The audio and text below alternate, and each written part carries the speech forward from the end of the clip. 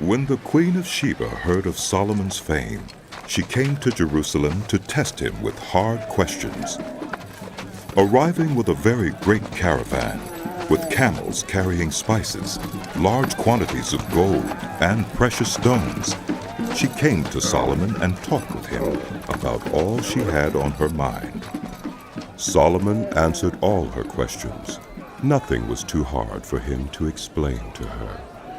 When the Queen of Sheba saw the wisdom of Solomon, as well as the palace he had built, the food on his table, the seating of his officials, the attending servants in their robes, the cupbearers in their robes, and the burnt offerings he made at the temple of the Lord, she was overwhelmed. She said to the king, "The report I heard in my own country about your achievements and your wisdom is true. But I did not believe what they said until I came and saw with my own eyes. Indeed, not even half the greatness of your wisdom was told me. You have far exceeded the report I heard. How happy your people must be.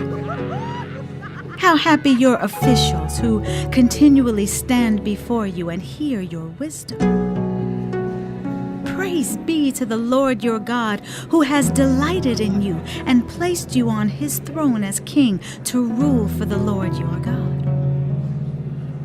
Because of the love of your God for Israel and his desire to uphold them forever, he has made you king over them, to maintain justice and righteousness."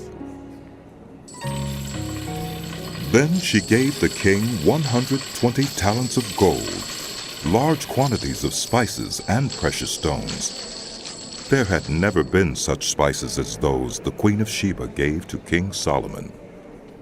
The servants of Hiram and the servants of Solomon brought gold from Ophir. They also brought algum wood and precious stones. The king used the algum wood to make steps for the temple of the Lord and for the royal palace, and to make harps and lyres for the musicians. Nothing like them had ever been seen in Judah. King Solomon gave the Queen of Sheba all she desired and asked for. He gave her more than she had brought to him. Then she left and returned with her retinue to her own country. The weight of the gold that Solomon received yearly was 666 talents, not including the revenues brought in by merchants and traders. Also, all the kings of Arabia and the governors of the territories brought gold and silver to Solomon. King Solomon made 200 large shields of hammered gold. 600 shekels of hammered gold went into each shield. He also made 300 small shields of hammered gold, with 300 shekels of gold in each shield. The king put them in the palace of the forest of Lebanon. Then the king made a great throne inlaid with ivory and overlaid with pure gold. The throne had 6 steps, and a footstool of gold was attached to it. On both sides of the seat were armrests, with a lion standing beside each of them. 12 lions stood on the 6 steps, one at either end of each step. Nothing like it had ever been made for any other kingdom. All King Solomon's goblets were gold, and all the household articles in the palace of the forest of Lebanon were pure gold. Nothing was made of silver, because silver was considered of little value in Solomon's day. The king had a fleet of trading ships manned by Hiram's servants. Once every 3 years it returned, carrying gold, silver, and ivory, and apes and baboons. King Solomon was greater in riches and wisdom than all the other kings of the earth. All the kings of the earth sought audience with Solomon to hear the wisdom God had put in his heart.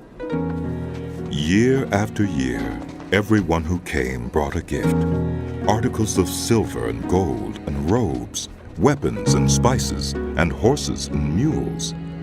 Solomon had 4,000 stalls for horses and chariots, and 12,000 horses, which he kept in the chariot cities, and also with him in Jerusalem.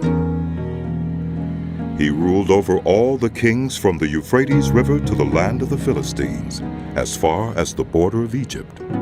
The king made silver as common in Jerusalem as stones, and cedar as plentiful as sycamore fig trees in the foothills. Solomon's horses were imported from Egypt and from all other countries.